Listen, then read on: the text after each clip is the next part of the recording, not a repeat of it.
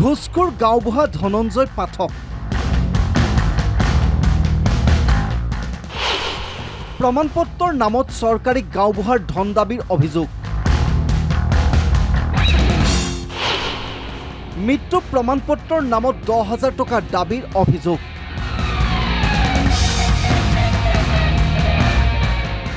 যি সময়ত চৰকাৰে একাংশ দালালৰ বিৰুদ্ধে অভিযান চলাই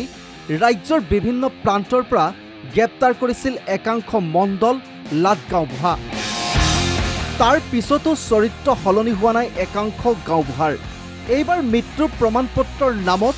10,000 টকা পৰ্যন্তৰ ধন দাবীৰ অভিযোগ উঠিছে এজন গাঁওবুঢ়াৰ বিৰুদ্ধে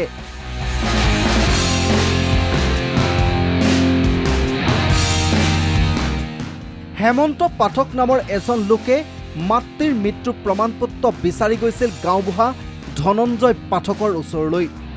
কিন্তু মৃত্যুৰ প্ৰমাণপত্ৰৰ নামত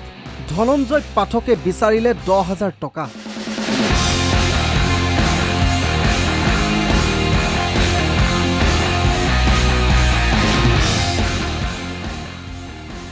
ধনঞ্জয় পাঠকৰ এনে কাৰ্যৰ বিৰুদ্ধে হেমন্ত পাঠকে বৰপেটা আৰক্ষী থানাত এজাহাৰ দাখিল কৰাৰ লগতে কাষ চাপে জিলা আয়ুক্তৰ মোৰ মা 27/3/2024 ঢুকাইছিলে ঢুকাওঁতে মোৰ মাৰ মৃত চাৰ্টিফিকেট আনিবৰ কাৰণে মই গাঁওবুঢ়াৰ ওচৰত যোৱাত তেখেতে ক'লে যে খাজনা ৰচিদ দিলে মই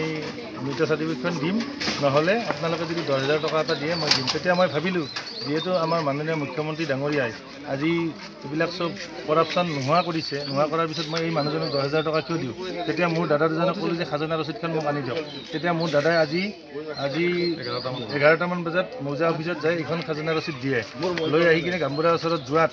তেখেতক ক'লে যে এইখন খাজনা ৰচিদ খুজিছিলা এইখন দিলোঁ এতিয়া চাৰ্টিফিকেটখন দিয়া তেতিয়া তেখেতে ক'লে যে তহঁতৰ মা এইটো চাকৰিপ্ৰাপ্ত পেঞ্চনপ্ৰাপ্ত মানুহ LIC বহুত পইচা পাবি গতিকে মূল ফিজটো মোক লাগিবই তেতিয়া সেনেকৈ কোৱাত কৈছে আপুনিতো খাজনা ৰচিদ খুজিছিলে তেতিয়াহ'লে কিয় আৰু পইচা লাগে তেতিয়া মোৰ মাজু ডেকাই ভাবিছে যে যেনেকৈ হওক কামটো আমি হাচিল কৰোঁ কৰি কিনে 5,000 টকা হাতত থকা 5,000 টকা তেওঁক বুজি দিয়ে কেতিয়া ক'লে যে মই 5,000 টকাত নামানো 10,000 টকা লাগিব অমান্তি হোৱাত মোৰ ডাঙৰ দাদাৰ লগত তৰ্কতৰ্কি হয় তেতিয়া মই তাতে গাড়ীখন ষ্টাৰ্ট কৰি আছিলোঁ হাল্লা হোৱাত আমি বহুত মানুহ দৌৰি যাই চালোঁ যে ইয়াৰ লগত ইয়াক ঠেকা মাৰি দিছে ঘৰৰ পৰা ঠেকা মাৰি দিয়াৰ পিছত ভিতৰত দৌৰি যায় লাঠি এডাল আনিব গৈছে তাৰপিছত তৰ্কাতৰ্কি হয় মই ক'লোঁ যে কাজিয়া পেচাল কৰিব নালাগে এইটো আমি প্ৰশাসনৰ দ্বাৰা ব্যৱস্থা তাৰপিছত মই বৰপেটা জিলাৰ উপায়ুক্তকো মই এখন কাগজ দিলোঁ উপায়ুক্ত ছাৰে ক'লে ইয়াৰ বিহিত ব্যৱস্থা লোৱা হ'ব মই মুখ্যমন্ত্ৰী মহোদয়ক অনুৰোধ জনাইছোঁ এনেকুৱা গাঁওবুঢ়াৰ এগেইনষ্টত বিহিতমূলক ব্যৱস্থা ল'ব লাগে এতিয়া প্ৰশ্ন হয় এইগৰাকী ধনঞ্জয় পাঠকৰ বিৰুদ্ধে কি ব্যৱস্থা গ্ৰহণ কৰিব আৰক্ষীৰ লগতে জিলা আয়ুক্তই সেয়া সময়তে হ'ব লক্ষণীয়